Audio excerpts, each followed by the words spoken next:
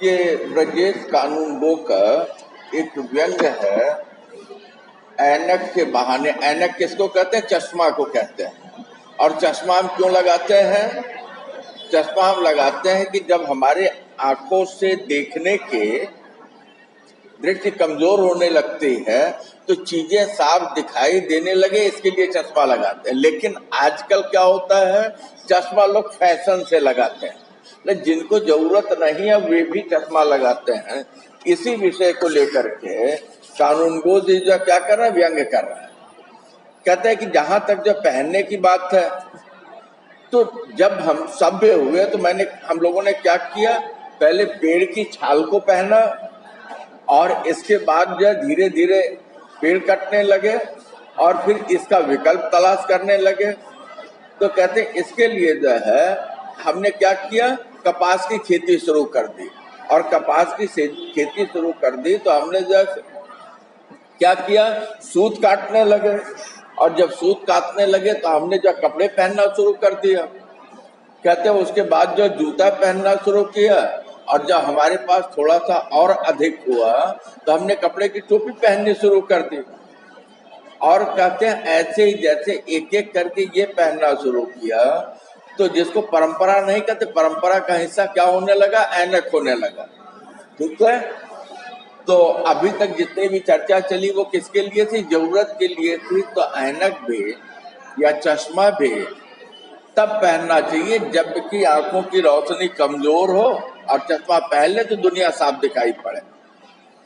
तो एक साधु राम जी चलते फिरते जो समाजवादी नेता हैं, तो वो आते हैं तो उन्होंने जो ऐनक धारण किया हुआ है, तो लेखक कहता है कि मैंने उनसे चुटकी ली कि साधु राम जी, चुटकी ली मतलब मैंने उनसे जो है मजाक किया कि साधु राम जी अब आपने तो ऐनक धारण कर लिया है, ऐसी स्थिति में जिस चश्मे को आपने पहना हुआ है तो वो चश्मा आपको समाज की जितनी विकृतियां हैं, समाज की जितनी बुराइयां हैं और सरकार की जितनी बुराइयां हैं, वो सारी की सारी आपको स्पष्ट दिखाई पड़ती होंगी।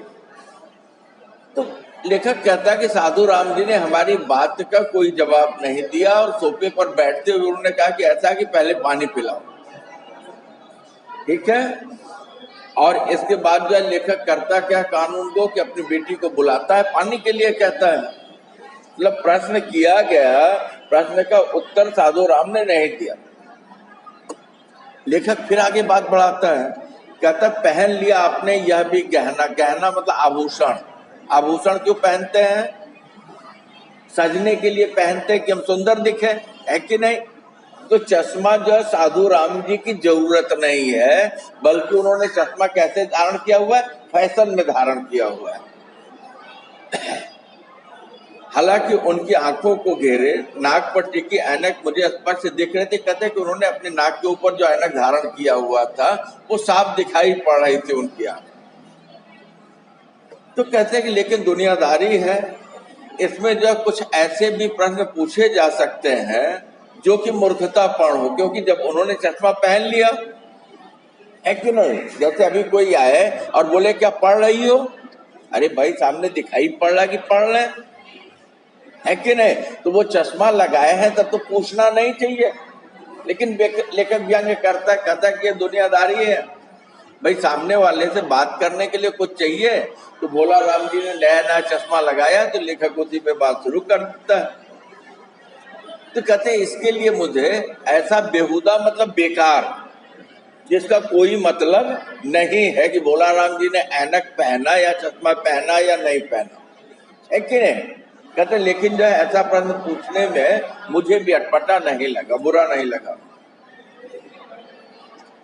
तो उन्होंने क्या कहा, हाँ पहन लिया। तो भोलानाथ जी ने जो जवाब दिया, साधु राम जी ने, तो कहते हैं कि ये उत्तर कैसा था, ये भी मूर्खतापूर्ण ही था। तो पूछता है लेखक साधु राम से कि कितना नंबर निकला। प्रश्न प्रायः जो है, अगर कोई चश्मा लगाएगा तो प्रायः हम यही पूछते हैं कि भाई कितना तुम्हारे आंख का नंबर है। 5.5 प्लस,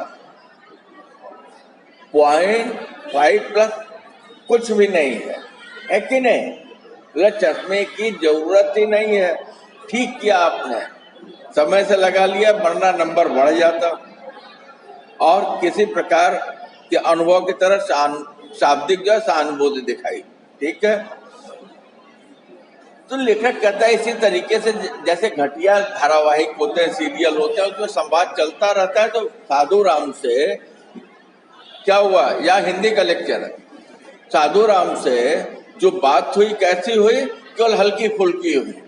ठीक है, तो लेखक कहता है कि अपने बात की निरर्थकता को जानते हुए भी यह एक औपचारिकता हो गई है। कहते हैं इस तरीके से जो है, जैसे किसी सदस्य किसी परिवार में किसी की मृत्यु हो जाती है तो क्या होता है कि भाई मातम पुरसी करने के लिए, मतलब दुख व्यक्त करने के लिए, संवेदना प्रकट करने के लिए, या कोई बीमार हो गया और अस्पताल में है तो हम क्या करते हैं, उसके बेड के पास, पलंग के पास चले जाते हैं, जाकर के क्या करते हैं, सहानुभूति व्यक्त करते हैं। जैसे किसी की मृत्यु हुई, विधि का विधान है, ऐसा होता है, यही ना। और कोई बीमार है तो हॉस्पिटल में पहुंचे, आप ठीक हो जाइएगा, जरा से भी आप चिंता न करें, इत्यादि इत्यादि। कहते हैं इस तरीके से ये भी एक अनिवार्य आवश्यक विशेषता हो गई है। तो कहते हैं इसके लिए मैं ऐनक पहने जाने को साधु राम के उसके प्रति जिज्ञासु बना रहा, जानना चाहता था यह गहना पहनकर कैसा महसूस कर रहे हैं आप। कहते साधु राम से मैंने प्रश्न पूछा कि आपने ये जो चश्मे का गहना पहना कि दिखने में आप सुंदर दिख रहे होंगे, तो आपको कैसा महसूस हो रहा, कैसा लग रहा है। तो कहते ठीक वही बात है जैसे किसी कोई टीवी संवाददाता क्या करता है, आम आदमी से कोई सवाल करता है, जैसे कोई पुरस्कार पा जाए, या कोई साहित्यकार हो, या कोई नेता हो, या मंत्री हो, है कि नहीं, क्योंकि एकदम रटा रटाया सवाल है कि आपको कैसा लग रहा है, आपने इसको कैसे देखा, है कि नहीं। कहते वही था। तो कहते साधु राम जी को क्या चाहिए था, विषय भर चाहिए था। और इसके बाद तो साधु राम जी के अंदर का जो वक्ता है वो कैसा है, जैसे बोलने को तैयार हो। कहते ठीक वही स्थिति, कैसे, जैसे सरकार का बजट आए तो जो विपक्षी होते हैं सरकार के बजट को क्या कहते हैं, वाहियात है, घटिया है, निरर्थक है, कैसे कह देते हैं, बिना जाने। वैसे उन्होंने प्राण की तरह अपनी भौहें चढ़ाई, संजीव कुमार की तरह कानों के कोनों को उंगलियों से छुआ, और नेहरू की तरह जो है कलाई को ठोड़ी पर टिकाते हुए ओशो की तरह गंभीर वाणी में बोले। क्या बोले, मतलब बोला साधु राम जी जो है क्या कर रहे हैं, अब देखिए अपनी बात कह रहे हैं। तो कहते हैं इनको तो विषय चाहिए बोलने के लिए, और साधु राम शुरू हो जाते हैं। इन्होंने क्या किया, अन्य जितने भी बड़े स्कॉलर थे उनका जो तरीका था एक एक करके सबको कॉपी किया। कहते जीवन का हर क्षण, हर घटना नया अनुभव लेकर आते हैं मित्र। ऐनक धारण की यह घटना भी कई नए पहलुओं को उजागर कर गई। तो साधुराम कहते हैं कि ऐसा कि जीवन के जितने भी क्षण हैं, क्षण परिवर्तनशील है। तो जब भी ये आते हैं तो अपने साथ क्या करते, कहते हैं इसके साथ बहुत ही घटनाएं जुड़ी होती हैं, बहुत से अनुभव जुड़े होते हैं। तो ऐसी स्थिति में मैंने जो ये ऐनक धारण किया, इसके पीछे भी ये घटना है और कई इसके पहलू, मतलब होता है पक्ष है, तो उसको जो उजागर कर रहे हैं। डॉक्टर ने दवाई डालकर कुछ समय आंखें बंद रखने को क्या कहा, तो जैसे उस छोटे से अंतराल में नेत्रहीनों का समूचा दर्द सिमट आया मेरे भीतर। तो कहते हैं कि ऐसा है, आंख ठीक नहीं लगी, मैं डॉक्टर के पास गया, डॉक्टर ने क्या किया, आंख में दवाई डाली और बोले कि ऐसा कि आंख बंद करके थोड़ी देर बैठ जाइए। तो जब मैं बैठा तो मुझे क्या दिखाई पड़ने लगा, कहते हैं कि जो नेत्रहीन है, जिन्हें दिखाई नहीं पड़ता है और दुनिया न देखने का जो दर्द है, कहते हैं कि उतनी देर में 2 मिनट में मैंने सब कुछ देख लिया। कि अगर आंखें नहीं रहेंगी तो दुनिया कैसे दिखेंगे, दुनिया कैसे चलेगा। तो कहते हैं दुनिया में कोई दूसरा ऐसा गहना नहीं हो सकता जिसे पहनने के पूर्व किसी दूसरे के दुख का एहसास में होता हो।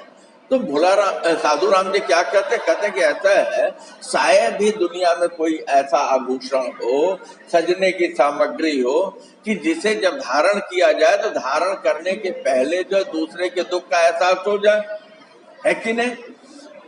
तो वह कहते, यह बात जो है कानूनगो साहब जो लिखते हैं इस व्यंग को, वो बीच में पूछ पड़ते हैं। जैसे सोने की चूड़ियां पहनने से पहले क्या एहसास होता है, किसी हरिराम की बेटी प्लास्टिक की चूड़ियां पहनकर बाप के घर से विदा हो रही थी। कहते हैं अब सजने के लिए जैसे हम सोने के जो चूड़ी पहनते हैं, कंगन पहनते हैं, तो क्या पहनने वाला कभी ये अनुमान करता है कि नहीं भाई कोई हरिराम आम आदमी है और उसकी बेटी की विदाई हो रही है और उसको सोने की चूड़ी नहीं मिली, उसे प्लास्टिक की चूड़ियां मिली हुई है। या गले में कोई चेन डालते समय सोने की, वो महसूस करता है क्या कि अनेक ऐसी महिलाएं हैं जिन्हें पहनने के लिए मंगलसूत्र नहीं है। मंगलसूत्र क्या है? सौभाग्य की निशानी है। या जिनके मंगलसूत्र जो है वो कहीं जो है रोजी रोटी के लिए या किसी कारण जो बंधक पड़े हैं, या जिनके मंगलसूत्र बिक गए हैं, तो क्या ऐसा किसी ने सोचा है क्या? कहते कोई नहीं विचार करता। तो साधु राम के अंदर का जो है क्रांतिवीर, जो कि क्या करता है, हर जगह सब कुछ बदल देना चाहता है कि नहीं। जो भी तख्त ताज हो, जो भी व्यवस्था हो। तो लेखक कहता मैं समझ गया कि साधु राम जी ऐनक के गहने पर आ गए थे। तो कहते हैं कि अब लेखक को ये बात समझ में आ गई कि नहीं, साधु राम के दिमाग में अब ऐनक बस गया है। और कहते हैं कि ऐनक का बसना भर रह गया था। वे धारा प्रवाह में कामरेड की तरह जो क्या बोलने लगे, ऐनक पर बोलते जा रहे। कामरेड तो क्या करते हैं, कामरेड ये जो मार्क्सवादी होते हैं, जो वामपंथी होते हैं, जो दक्षिणपंथी होते हैं, मतलब जो कम्युनिस्ट माइंडेड होते हैं, वो क्या बातें करते हैं? वो बातें ये करते हैं खास आदमी की नहीं बल्कि आम आदमी की, कि जितनी सारी चीजें हैं वो सब में ले जाके बांट दो, है कि नहीं बेटा। पांचों उंगलियां बराबर नहीं। तो हमेशा से समाज में हर तरह के लोग होंगे, लेकिन नारे दे के जीना। कहते अब उनके अंदर का जो कामरेड था, उनके अंदर का जो कम्युनिस्ट था, वो जाग गया कि हम अगर कुछ करें तो ये देखें कि सबको मिला है कि नहीं। अरे भाई सारे लोग मेहनत करो, सबको मिलेगा। किसी का हो सकता है कि मेहनत के बाद भी मुकद्दर कम हो तो कम बेसी मिलेगा। तो तुरंत वो शुरू हो गए। बात किस पे है? ध्यान दीजिए कितनी वाहियात है, बिना बात की बात है। उन्होंने चश्मा लगाया है। अब देखिएगा साधु राम के भाषण। कहते हैं यह कैसी व्यवस्था है जहां एक वर्ग गहने पहनने के लिए दूसरे के हिस्से पर अपना कब्जा जमा कर उन्हें बनवाता और उसकी चमक से गरीबों की आंखों के चकाचौंध पैदा कर उन्हें अपराध की ओर अग्रसर कर देता है। क्या कहता है साधु राम? कहते हैं कि ये बताइए ये कैसी व्यवस्था है कि एक वर्ग, मतलब जो धनी वर्ग है, वो सजने के लिए गहने पहनता है, और सजने के लिए जो गहने पहनता है कहते दूसरे के हिस्से के ऊपर जब वो कब्जा कर लेता है, और इसके बाद जब उसके पास हो जाता है तो गहने पहनता है, और उसके गहने को पहन करके जो है गरीबों की जो आंखें हैं उसे देख करके क्या होती है, चकाचौंध होती है, चौधियाती हैं। उनको लगता है कि नहीं ये गहना हमारे पास होना चाहिए, और वो अपराध की ओर बढ़ जाते हैं। बेटा किसी के अपराधी होने का ये कारण है नहीं, लेकिन ये केवल क्या, ये केवल कम्युनिस्ट की या वामपंथी विचारधारा या मार्क्सवाद की विचारधारा है। अब अगर कोई रोटियों की खातिर अभावों के बीच गहनों को झपटने की चेष्टा करता है तो इसमें दोष किसका? कहते हैं अब कोई गहना पहने और किसी को रोटी न मिली हो, तो अगर वो गहना छीनने का प्रयास कर रहा है तो क्या इसमें कोई दोष है? इनको कोई दोष नहीं दिखाई पड़ता है। कहते कि समाज के विभिन्न वर्गों के बीच बढ़ती ये आर्थिक खाइयां इसका बड़ा कारण नहीं बन बैठी। कहते हैं कि समाज में क्या हो रहा है, आर्थिक रूप से समाज बढ़ता जा रहा है, तो ऐसी स्थिति में क्या ये गहने धारण करना क्या ये जो ठीक बनता है? वे जोश में बोल रहे थे, मैं निशब्द सुन रहा था। तो कानूनगो साहब कह रहे हैं साधु राम जी बोलते चले जा रहे हैं, जिनके बोलने का कोई मतलब नहीं है, लेकिन वो क्या ऊंची आवाज में अपनी बातों को झाड़े चले आ रहे हैं। तो लेखक कहता है कि मैं तो केवल सुन रहा था।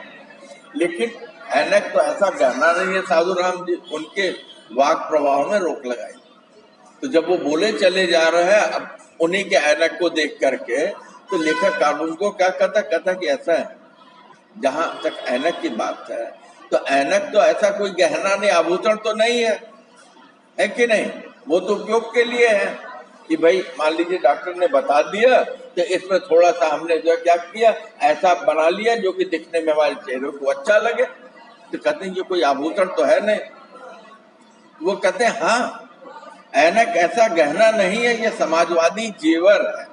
वह कैसे? मैंने पूछा तो उन्होंने स्पष्ट किया, क्योंकि इस गहने को हर व्यक्ति छोटा बड़ा अमीर गरीब अगड़ा पिछड़ा समान रूप से पहन सकते। कहते कैसा है कि ये क्या है, ये गहना नहीं है, सजाने के लिए नहीं बल्कि जेवर है। जेवर मतलब क्या होता है, संपत्ति है कि नहीं। तो लेखक कहता है कि मैंने उनसे पूछा भाई ये आखिर जेवर कैसे है। तो कहते हैं कि ये गहने की तरह नहीं है बल्कि इसे जो है क्या है, इस गहने को मतलब चश्मे को, ऐनक को जो है चाहे अमीर हो चाहे गरीब हो, चाहे छोटा हो चाहे बड़ा हो, चाहे अगड़ा हो चाहे पिछड़ा हो, सारे लोग पहन सकते हैं। तो इसके लिए ऐनक क्या हो गया, समाजवादी हो गया, है कि नहीं। तो साधु राम जी के इस नए दृष्टिकोण से मैं अभिभूत था। तो लेखक कहता है कि साधु राम जी ने ऐनक के संदर्भ में जो समाजवादी परिभाषा बताई तो मैं अभिभूत हूँ। ऐनक पहनने के बाद हमें विचार भी इसी तरह परिष्कृत होने लगते हैं। तो लेखक कहता कि ऐसा है कि मैं विचार करने लगा कि कहीं ऐसा तो नहीं है कि जब हम ऐनक पहन लेते हैं तो हमारे विचार क्या हो जाए। परिष्कृत मतलब होता है शुद्ध, कि हमारे विचार भी ऐसे तो शुद्ध नहीं होने लगते कि दुनिया जैसे एकदम साफ साफ दिखाई पड़ने लगी जैसा पहले था। यही न, चश्मा तो हम इसलिए पहनते हैं कि जो दिखाई नहीं पड़ रहा, आंखें कमजोर हो रही है तो आंखें देख सके, है कि नहीं। जैसे साधु राम जी होते जा रहे थे, क्या बौद्धिकता का ऐनक धारण से कोई रिश्ता हो सकता है। तो लेखक कहता कि ऐसा है, बौद्धिक होना, इंटेलेक्चुअल होना, क्या इसका कोई चश्मे से संबंध तो नहीं है कि चश्मा धारण करते ही भोलानाथ जी की साधु राम जी की क्या हो गई, भाषा ही बदल गई, है कि नहीं। अब वो विचारकों की तरह अपनी बात रखने लगे। तो लेखक कहता है कि साधु राम जी के इस भाषण से मेरे सामने कई विचारकों की तस्वीरें घूम गई और मैंने ये देखा कि उन सारे के सारे विचारकों ने ऐनक धारण किया हुआ है। बहुत बड़ा व्यंग्य है कि नहीं। तो लेखक कहता है कि साधु राम जी आप क्या हो गए, आप महान हो गए। कहता है मेरे मुंह से ये कैसे निकल गया, बर्बत बिना प्रयास के, ऐसे ही सीधे सीधे एक झटके में। तो वो पूछते हैं वह कैसे।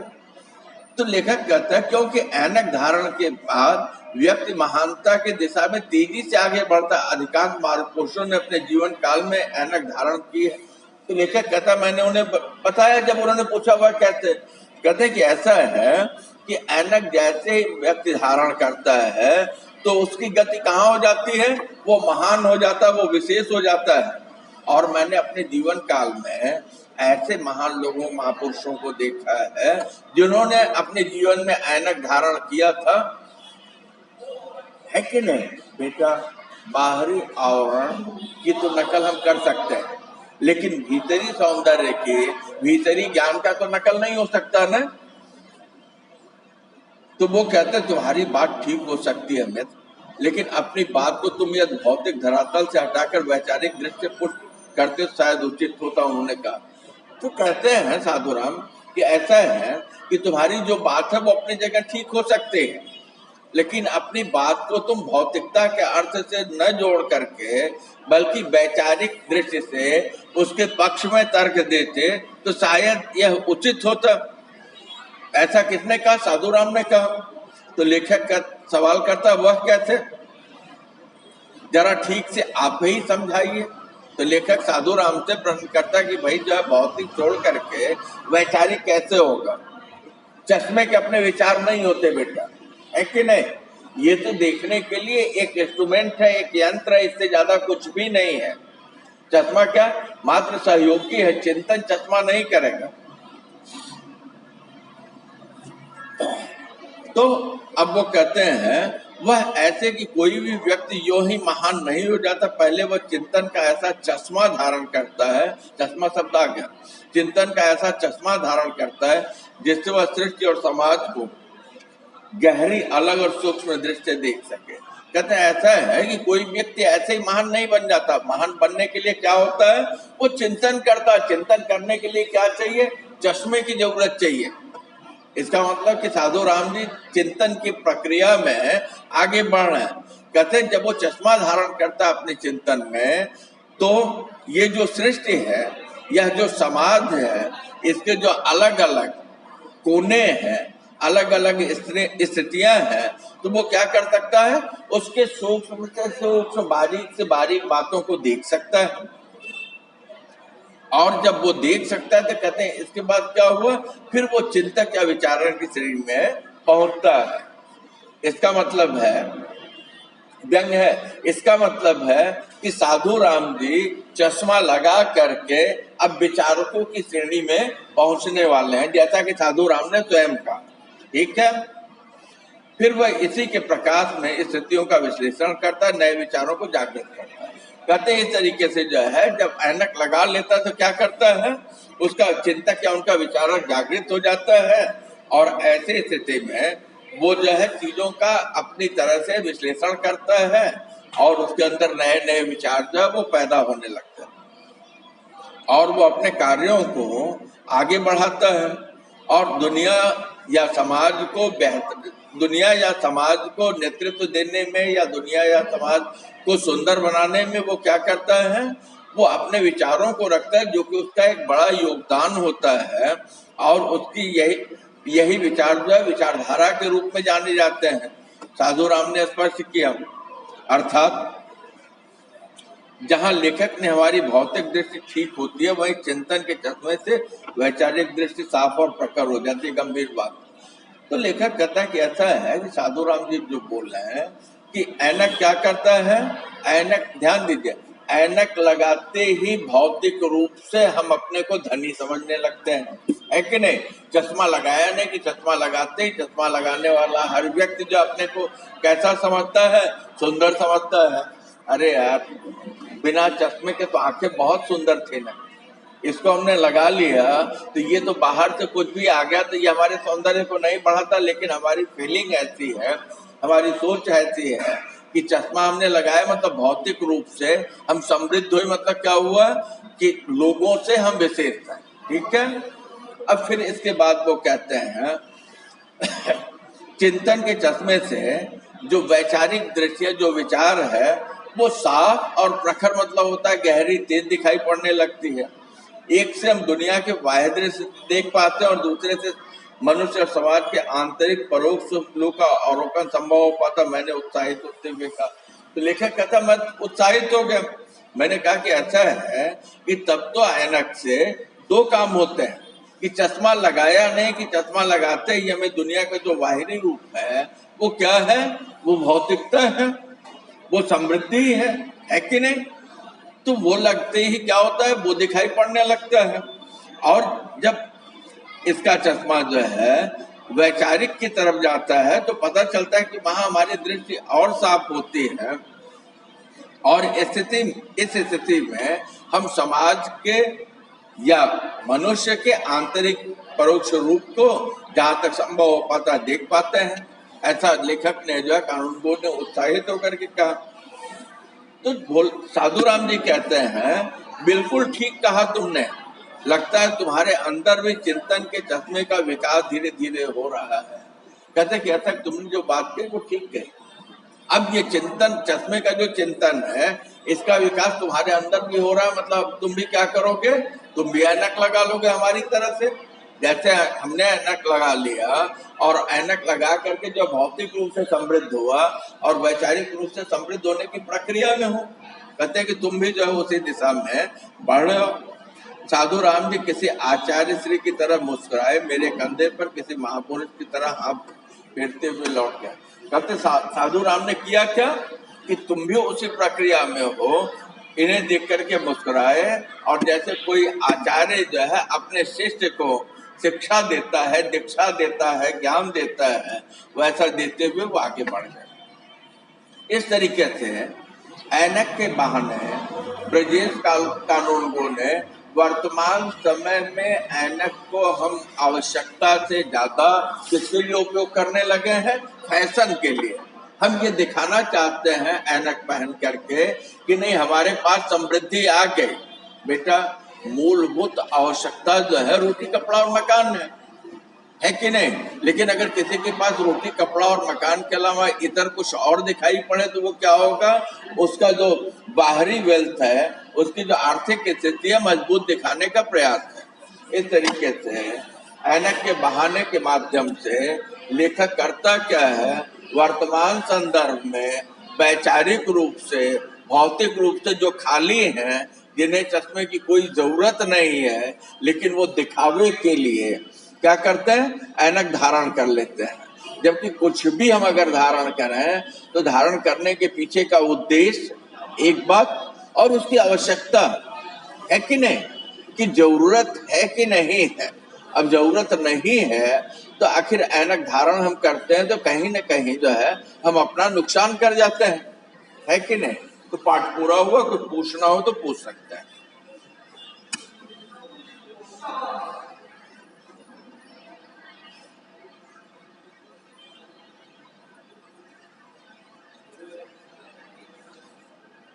ये किताब ले लीजिए, किताब ले लीजिए, देख लीजिए, क्योंकि ये अब आपका व्यंग पूरा हुआ।